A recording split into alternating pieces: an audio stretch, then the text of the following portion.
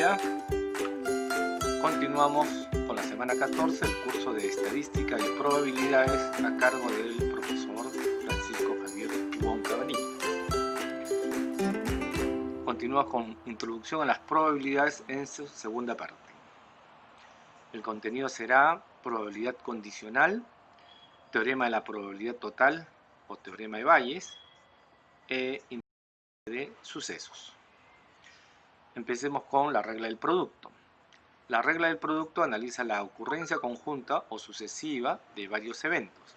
Observe que la regla del producto analiza con frecuencia lo que ocurre en más de un lanzamiento o extracción, mientras que la regla de la suma estudia solo un lanzamiento o extracción. La probabilidad de ocurrencia de A y B es igual a la probabilidad de ocurrencia de A por la probabilidad de que B ocurra, dado que A ha ocurrido.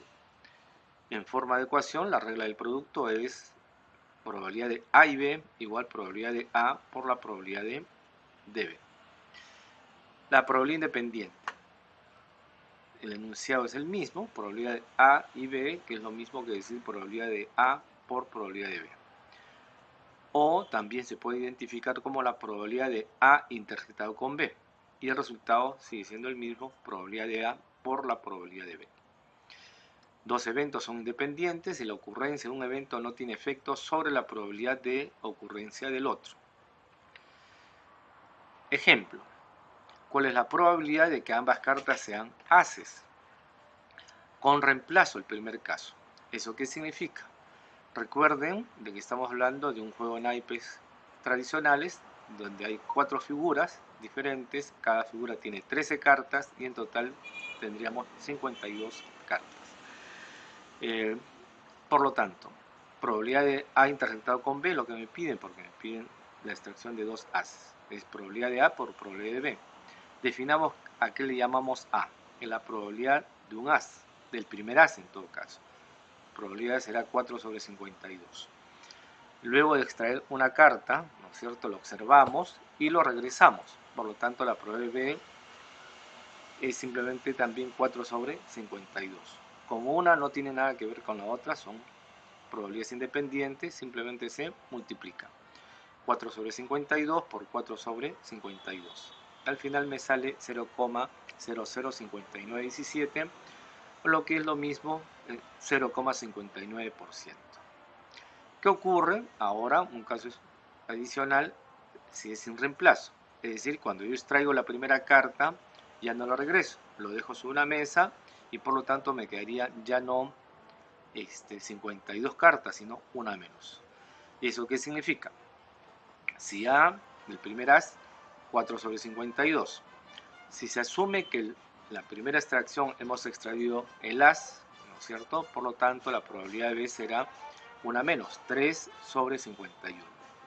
Efectuamos la multiplicación porque son también probabilidades independientes y al final me sale 0,004525, que equivale a 0,45%.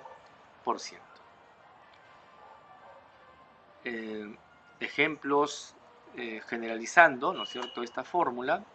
Si yo tengo extracciones A, B, C, D, infinidad de extracciones, ¿no es cierto?, si son independientes, la probabilidad de ese resultado es el producto de cada una de esas probabilidades.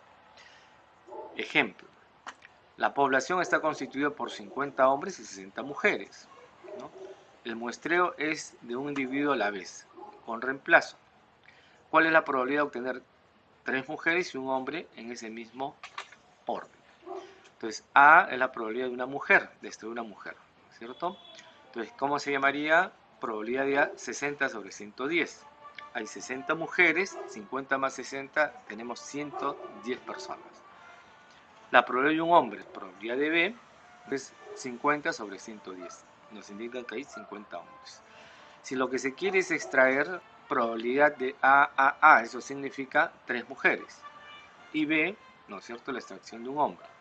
Por lo tanto, son efectos independientes y multiplicamos cada una de estas probabilidades que hemos obtenido anteriormente.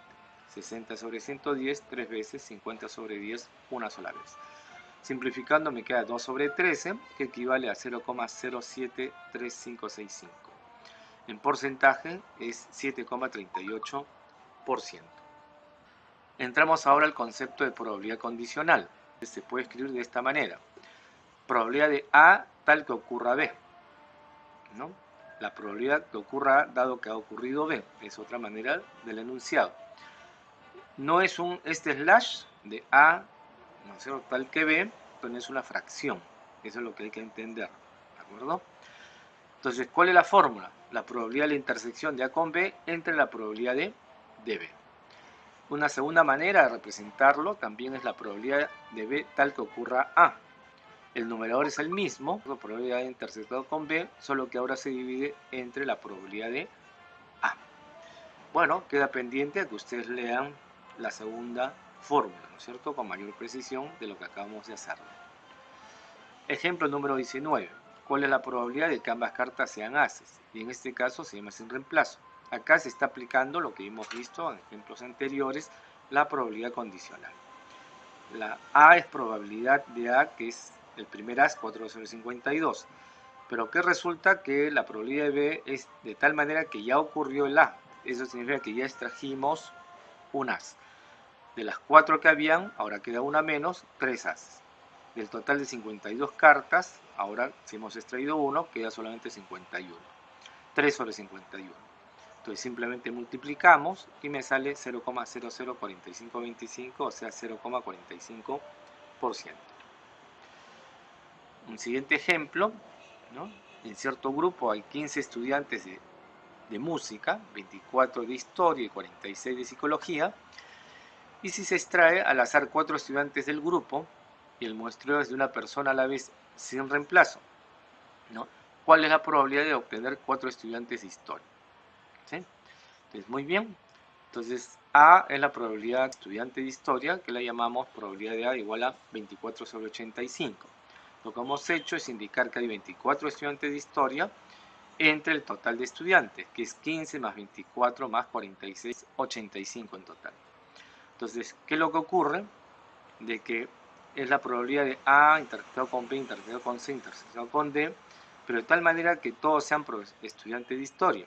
Entonces, probabilidad de A es 24 sobre 85. La segunda probabilidad B, tal que ocurra A, significa que ya no hay 24 sino 23. Ya no hay 85 sino 84. Ahí lo podemos observar. Probabilidad de C es tal que ocurra A y B.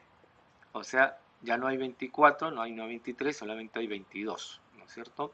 Hemos retirado 2 estudiantes, hemos seleccionado 2 estudiantes, me queda 83. Y finalmente la probabilidad que se ocurra D, tal que ya hemos extraído a B y C. O sea, tenemos que restar de los 24 originalmente estudiantes de historia a 3 que ya han sido seleccionados, me queda 21. De los 85 que ya hemos extraído a 3 estudiantes de historia, entonces ya me queda 82. Efectuamos las operaciones, 0,005248 o 0,52%. El teorema de Bayes o la generalización para dos eventos, ahí está la probabilidad de que ocurra A sub 1 tal que haya ocurrido B, ahí está la fórmula, y también la probabilidad A sub 2 tal que haya ocurrido B. Entonces la generalización sería interesante y lo vamos a probar en la clase directamente. Un ejemplo, en un salón de clases el 32% de los estudiantes son hombres, asimismo se sabe que el 10% son de provincias, mientras que el 60% de las mujeres son de Lima. Si la lista de estudiantes del salón se reselecciona al azar a uno de ellos, ¿cuál es la probabilidad que sea de Lima? ¿Ok? Entonces, M vamos a llamar probabilidad de mujer, ¿no? Obtener una mujer, 0,68, ¿no? ¿Por qué? Porque tenemos el 32% que es de hombres, por complemento decimos que es 1 menos 100 menos 32, 68% o 0,68. El de hombre directamente, el 32% representa 0,32. Que me piden probabilidad de un estudiante hombre que sea de Lima. Y simplemente un estudiante de Lima tal que sea hombre, 0,90. ¿Cómo lo obtenemos? Si mismo se sabe que el 10% son de provincias, el 90% es de Lima. ¿De acuerdo? Probabilidad de un estudiante mujer sea de Lima, que sea de Lima tal que sea mujer, 0,60%. ¿Sí? 60% son de Lima. Entonces, la probabilidad que salga de un estudiante de Lima es la fórmula que hemos trabajado. Probabilidad de hombre por la probabilidad de que sea limeño tal que sea hombre, la probabilidad de que sea mujer por la probabilidad de Lima tal que sea mujer. Son datos que ya conocemos, reemplazamos y me sale al final 0,696. En otras palabras, 69,6%. Ejemplo 22. Considere 18 tiradores clasificados en 4 grupos. En el primer grupo hay 5 tiradores con probabilidad 0,8 de dar en el blanco. En el segundo hay 7 tiradores, por supuesto, con probabilidad de dar en el blanco 0,7. En el tercero hay 4 con probabilidad 0,6 y en el último con probabilidad de 0,5 de dar en el blanco. Se elige al azar un tirador, dispara y da en el blanco. ¿A qué grupo es más probable que pertenezca? Entonces primero tenemos que organizar los eventos. El evento 1 será el tirador elegido que pertenece al grupo E1. Esa probabilidad es 5 sobre 18. Hay 5 tiradores de un total de 18. El evento 2 es el tirador elegido que pertenece al grupo E2. Hay 7 sobre 18. En el segundo grupo hay 7 personas. El tirador elegido que pertenece al grupo 3 es 4 sobre 18, porque hay 4 tiradores en el tercer grupo sobre 18. Y el cuarto grupo, simplemente, si hay 18 en total y los 3 primeros grupos suman 16, el cuarto grupo habrá solamente 2 tiradores sobre un total de 18. Luego definimos que el evento R es al disparar da en el blanco. Si ocurriera del grupo 1, entonces será la probabilidad de dar en el blanco tal que sea del grupo 1. Nos informan que es 0,8. Acá está la información 0,8. Si ocurre del grupo 2, entonces la probabilidad de dar en el blanco será tal que sea del grupo 2, 0,7 porque es el dato que nos dan. Si ocurre un tirado del grupo 3, entonces sería la probabilidad que dé en el blanco tal que sea el grupo 3, 0,6. Y del grupo 4, de manera similar, que dé en el blanco tal que pertenezca al grupo 4, 0,5. ¿no? Esos son los datos que tenemos. Luego, aplicando la fórmula de probabilidad total, se tiene, ¿no?, 5 sobre 18 por 0,8, 7 sobre 18 por 0,7, más 4 sobre 18 más 0,6, más 2 sobre 18 por 0,5. En total, resolviendo estas operaciones, me sale 0,683. Luego se aplica la probabilidad, ¿no es cierto?, del acierto, ¿no?, el disparo. Simplemente será usando esta fórmula, ¿no? La probabilidad del grupo I, que será 1, 2, 3 y 4, por el porcentaje de acierto, ¿no es cierto?, o R, el número de aciertos de miembros entre E sub 1, entre el total P sub R. Entonces, cuando R es 1 significa que es el primer grupo. Reemplazando los datos me sale 0,3252. El grupo 2, ¿no es cierto?, reemplazando los datos me sale 0,3984.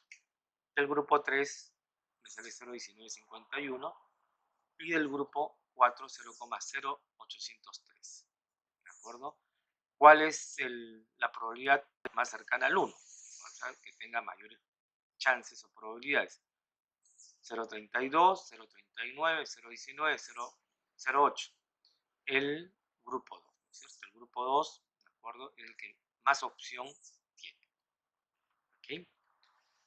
Este es un último ejemplo que se lo dejo a disposición para explicarlo con más detenimiento en la clase directamente.